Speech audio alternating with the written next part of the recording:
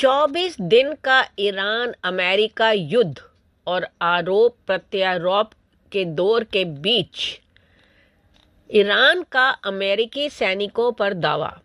Larijani ने x पर लिखा, मुझे बताया गया है कि कई अमेरिकी सैनिकों को बंदी बना लिया गया है, लेकिन अमेरिकी दावा कर रहे हैं कि वे एक्शन में मारे गए हैं। उनकी बेकार कोशिशों के बावजूद सच ऐसी चीज नहीं है जिसे वे ज्यादा देर तक छिपा सके।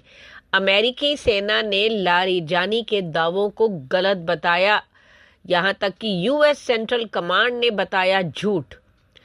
अमेरिकी सेंट्रल कमांड के एक प्रवक्ता ने अल जजीरा को दिए एक जवाब में कहा, अमेरिकी सैनिकों को पकड़ने का ईरानी सरकार का दावा उसके झूठ और धूर्तता का एक और उदाहरण है।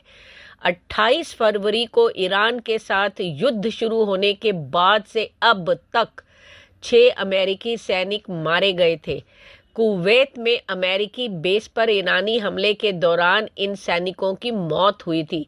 अमेरिका और इजराइल ने शनिवार को 8वें दिन भी ईरान पर भारी बमबारी जारी रखी थी। ईरान की अर्ध सरकारी तस्नीम न्यूज एजेंसी ने बताया कि पिछले सप्ताह से चल रही लड़ाई में 1332 लोग मारे गए हैं। मरने वालों में 180 बच्चे भी शामिल हैं, जो दक्षिणी पूर्वी शहर मिनाब के एक स्कूल पर हुए हमले में मारे गए थे। स्कूल पर हमले की पूरी दुनिया में आलोचना हुई है, परंतु सवाल यह है कि अमेरिका कैसे भूल गया वो 444 दिन जब ईरान के सामने लाचार हो गया था। अमेरिका 4 नवंबर 1999 का वो दिन जो एक जख्म की तरह दर्ज है। ईरान पहले भी अमेरिका का अहंकार चकनाचूर कर चुका है। ईरानियों ने उन सैनिकों के आंखों पर पट्टी बांध कराई थी। अमेरिकियों की परेड, उन्हें क्यों नहीं बचा पाया था यूएस?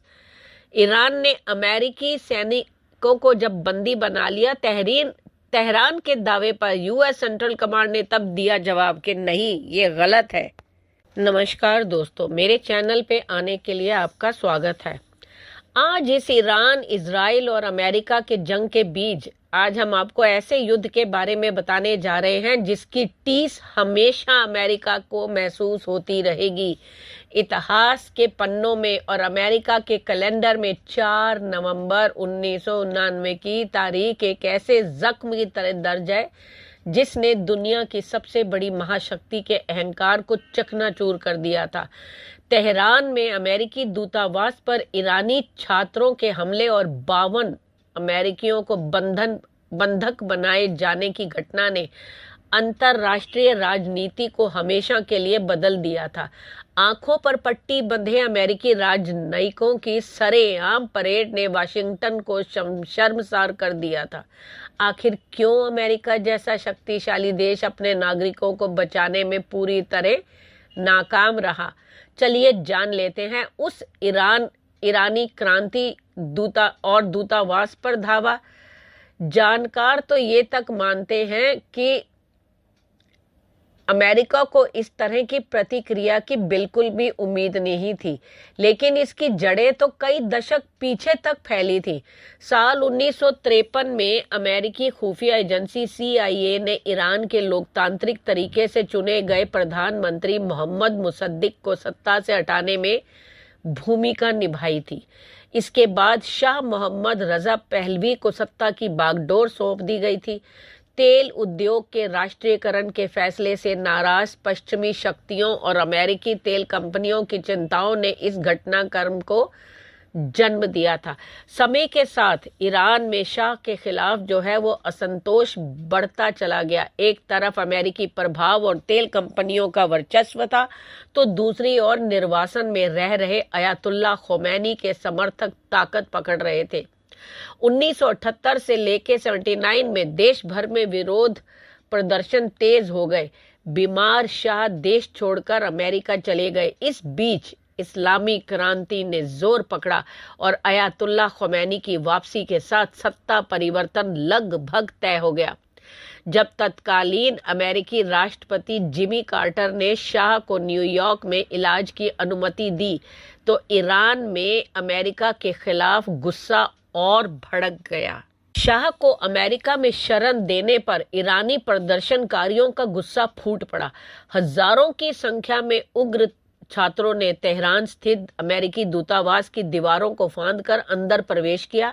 उन्होंने वहां मौजूद 52 अमेरिकी नागरिकों को बंधक बना लिया और मांग की कि वह अमेरिका शाह को वापस ईरान के हवाले करे ताकि उन पर मुकदमा चलाया जा सके। अमेरिका को तो इसलिए शर्मसार होना पड़ा क्योंकि बंधक बनाए गए अमेरिकियों के साथ ईरानियों का व्यवहार बेहद अपमानजनक था।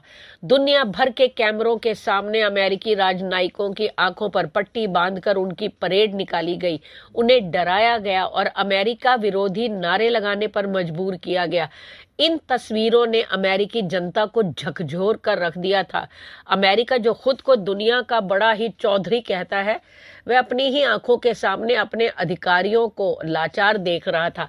ईरान ने तब भी स्पष्ट कर दिया था कि वह हमला केवल एक दूतावास पर नहीं बल्कि अमेरिकी नीतियों पर था। जो जिमी कार्टर उस समय का राष्ट्रपति था, उसकी कूटनीतिक फेलियर थी ये। तत्कालीन अमेरिकी राष्ट्रपति जिमी कार्टर के लिए यह संकट एक राजनीतिक दुस्वप्न बन गया था। उन्होंने शुरू में ही आर्थिक प्रतिबंधों और कूटनीतिक बातचीत के जरिए बंधकों को छुड़ाने की कोशिश की, लेकिन ईरान तो ईरान था, टस से मस नहीं हुआ। कार्टर की शांतिपूर्ण नीति को अमेरिका के भीतर ही कमजोरी के रूप में देखा जाने लगा। ईरान ने अमेरिका की हर मांग को ठुकरा दिया, जैसे वो आज के दौर में कर रहा है, और बंधकों को छोड़ने के बदले शाह की वापसी और अमेरिका में जमी हुई ईरानी संपत्ति को वापस करने की शर्त रख दी। कूटनीति की यह विफलता कार्टर के राष्ट्रपति पद के अंत की शुरुआत थी। जब कूटनीति विफल हो गई तो अमेरिका ने सैन्य विकल्प चुना। 24 अप्रैल 1980 को ऑपरेशन ईगल क्लॉक नाम से एक बेहद गुप्त और जटिल रेस्क्यू मिशन शुरू कर दिया। योजना थी कि अमेरिकी हेलीकॉप्टर और विमान ईरान के रेगिस्तान में उतरेंगे और वहां से कमांडो तेहरान पहुंचकर बंदूकों को छुड़ाएंगे, लेकिन किस्मत ने अमेरिका का साथ ही नहीं दिया। रेगिस्तानी तूफान के कारण हेलीकॉप्टर में तकनीकी खराबी आ गई और एक हेलीकॉप्टर एक टैंकर विमान से टकरा गया। इस हादसे में 8 अमेरिकी सैनिक मारे गए और मिशन को बीच में ही रद्द करना पड़ा। रेस्क्यू मिशन की इस शर्मनाक विफलता ने ईरान के हौसले और बुलंद कर दिए। अमेरिकी सेना को बिना किसी दुश्मन के हमले के अपने सैनिकों और विमानों को ईरान के रेगिस्तान में छोड़कर भागना पड़ा। ईरानियों ने उन जले हुए विमानों और अमेरिकी सैनिकों के शवों की तस्वीरें पूरी दुनिया को दिखाई और इस घटना ने यह साबित कर दिया था कि अमेरिका अपनी सैन्य शक्ति के बावजूद ईरान की धरती पर घुसकर अपने लोगों को बचाने में अक्षम था। बंधकों की सुरक्षा को लेकर अमेरिका और भी ज्यादा दबाव में आ गया। अब बंधकों की रिहाई के लिए अंततः कूटनीति का ही सहारा लेना पड़ा। महीनों की लंबी बातचीत के बाद अल्जीयर्स समझौता हुआ। अमेरिका ईरान की संपत्ति को अनफ्रीज करने और ईरान के आंतरिक मामलों में दखल न देने पर सहमत हुआ। दिलचस्प बात यह थी कि ईरान ने बंधकों को तब तक रिहा नहीं किया जब तक जिमी कार्टर ने राष्ट्रपति पद नहीं छोड़ा। 20 जनवरी 1981 को जैसे ही रोनाल्ड रीगन ने राष्ट्रपति के रूप में शपथ ली, उसके चंद मिनटों बाद ही 444 दिनों से कैद 52 अमेरिकियों को रिहा कर दिया गया। ये इतिहास का सबसे लंबा बंधक संकट था। यह संकट 444 दिनों तक चला, जो आधुनिक इतिहास में किसी राजनयिक मिशन पर किया गया सबसे लंबा हमला माना जाता है।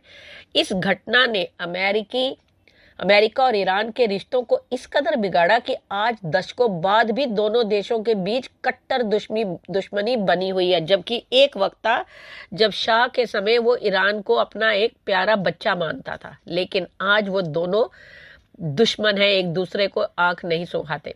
इस संकट से न केवल एक अमेरिकी राष्ट्रपति का करियर खत्म हुआ, बल्कि वैश्विक राजनीति में इस्लामी कट्टरपंथ का एक और आक्रामक पहचान सामने आई।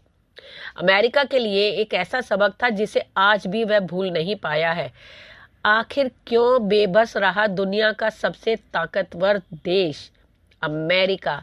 इसके पीछे के कई कारण हैं। पहला, ईरान में कई क्रांतिकारी सरकार का कोई स्पष्ट ढांचा नहीं था जिससे बात की जा सके। दूसरा, तेहरान के बीचों बीच स्थित दूतावास में सैन्य ऑपरेशन करना बहुत जोखिम भरा था क्योंकि बंधकों की जान भी जा सकती थी। तीसरा, सोवियत संघ के हस्तक्षेप का डर भी तो अमेरिका को बड़े सैन्य कदम उठाने पे रोक रहा था। फिर भूगोल और खराब इंटेलिजेंस ने अमेरिका के रेस्क्यू मिशन को एक मलबे में तब्दील कर दिया जिससे वह पूरी तरह लाचार नजर आया। पर घाव तो आज भी जिंदा है। 4 दशक से ज्यादा समय बीतने के बाद भी तेहरान में पूर्व अमेरिकी दूतावास के बाहर हर साल प्रदर्शन होते हैं। Death to America, death to Israel जैसे नारे अब भी गूंजते हैं। वली अस्र चौक जैसे स्थानों पर बड़े बड़े पोस्टर और बिल बोर्ड अमेरिका विरोधी संदेशों के साथ लगाए जाते हैं। 1979 का बंधक संकट केवल एक राजनयिक घटना नहीं था, बल्कि यह अमेरिका ईरान संबंधों में गहरे अविश्वास, राजनीतिक हस्तक्षेप और जन भावनाओं के विस्फोट का परिणाम था। आज जब दोनों देशों के बीच परमाणु समझौते और प्रतिबंधों को लेकर तनाव बना रहता है, तब भी 1999 की यह घटना एक ऐतिहासिक संदर्भ के रूप में बार बार सामने आती है। सवाल होता है कि किसके पास है ईरान की असल ताकत? ईरान की अधिकांश ताकत कट्टरपंथी रेवोल्यूशनरी गार्ड्स के हाथ में है, जिनका प्रभाव न केवल राजनीति और इराक, सीरिया, लेबनान और अन्य स्थानों पर ईरान की सैन्य भागीदारी तक फैला हुआ है, बल्कि आर्थिक प्रणाली के कई हिस्सों में भी गहराई तक फैला है। अब तो खैर ये हालत हो गई है कि ईरान में अमेरिका और यूरोप के खिलाफ बुरी तरह माहौल बन चुका है। वहीं ईरान की धुरी कहे जाने वाले हुमास, हिजबुल्ला, हौती और सीरियाई विद्रोहियों को लेकर मध्य पूर्व बुरी तरह तनाव में घिरा है। युद्ध के बादल मंडराते नजर आ रहे हैं और वक्त आने वाला है जब तीसरा विश्व युद्ध देखेगा अगर अमेरिका बाज नहीं आया तो। अहंकार चकनाचूर हो जाने के बावजूद भी ट्रंप सुधरने पर नहीं आ रहे, या यूं कहें कि अमेरिका सुधरने पर नहीं आ रहा है और अपनी ही आर्थिक मुसीबतों को न्योता दे रहा है। आपकी क्या राय है? कृपया कमेंट करके बताएं और वीडियो को लाइक, शेयर और हाइप ज़रूर करें। धन्यवाद।